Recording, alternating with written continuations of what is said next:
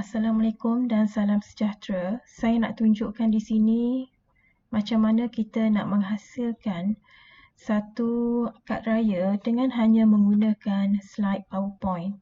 Okey, mula-mula sekali, pertama sekali kita perlu buka kita punya PowerPoint.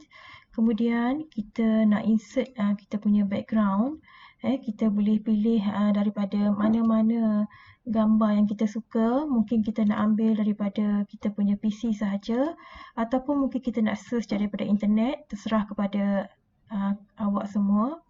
Okey, contoh di sini saya telah menyediakan satu folder khas untuk menghasilkan kad raya ini, di mana saya telah mencari gambar-gambar yang saya nak gunakan dan saya masukkan ke dalam satu folder khas. Okey, katalah di sini saya nak menggunakan background yang pertama ini, saya insert dan automatik background akan bertukar kepada apa gambar yang saya telah pilih. Okey, kemudian saya nak tunjuk macam mana kita nak crop, bukan nak crop kita nak buang background gambar. Contoh di sini saya nak masukkan gambar saya. Okey, satu gambar saya. Contohnya begini. Okey, tapi gambar saya ni ada background. Jadi saya tak nak background tu.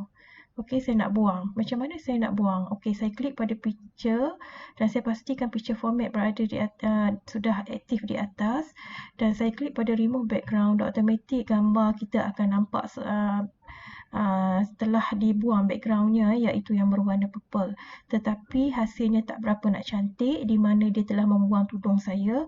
Jadi apa yang saya boleh buat ialah saya boleh besarkan dahulu image supaya senang kita nak edit, dan saya select kepada mark areas to keep, di mana kita nak simpan, kita tandakan dan dia akan automatik lah membantu kita untuk menyimpan di mana-mana yang kita nak.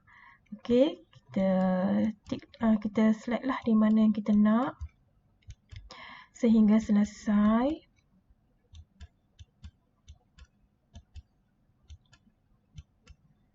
Okey. Okey. Mata. Okey. Ada bahagian di sini saya nak buang. Okey, bila kita nak buang, kita klik pada mark areas to remove. Maka kita kliklah di kawasan mana kita nak buang. Okey, saya rasa gambar saya ni dah cantik. Okey, maka saya klik di mana-mana dia akan kembali kepada kita punya slide. Okey, sekarang ni bila kita perhatikan, okey, tak cantik lah kan, pusing ke situ. Jadi saya nak flip gambar ni, maka saya pergi kepada arrange.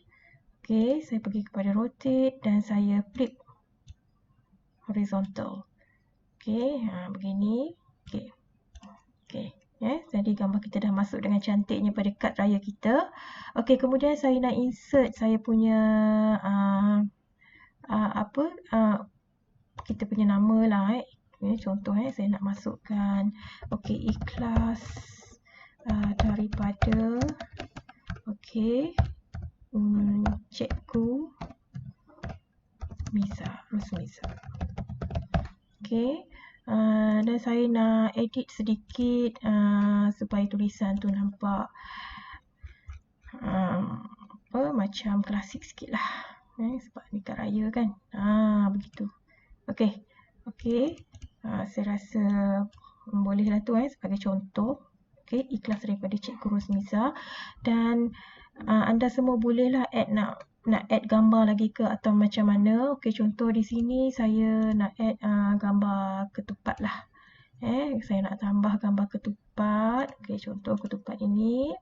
Maka kita ulang balik proses yang sama. Kita klik pada gambar, kita pergi kepada remove background, dan dia telah menolong kita, membantu kita remove background yang mana patut. Dan jika sekiranya kita tak berpuas hati, kita boleh lagi menambah mana-mana bahagian yang kita nak. Okey, baru lebih cantik. Kalau kita nak mudah lagi, sebenarnya kita kena zoom gambar tersebut supaya kita nampak dengan lebih jelas. Okey, macam ini. Okey, kemudian di bawahnya masih lagi ada. Okey, dan ada bahagian-bahagian putih ni saya tak nak. Saya klik pada mark areas to remove. Okey, saya klik di mana-mana yang saya nak buang. Tersilap, maka kita boleh undo balik Okey, sama ada undo atau kita gunakan dua-dua fungsi itulah. Okey, ini saya nak remove. Bahagian itu pun saya nak remove. Okey, saya rasa dah cantik dah ketupat saya ni. Maka saya klik di luar. So, dia akan kembali kepada slide kita. Dan, okey, cantik lah. Okey, kita boleh add lah di mana-mana kita nak.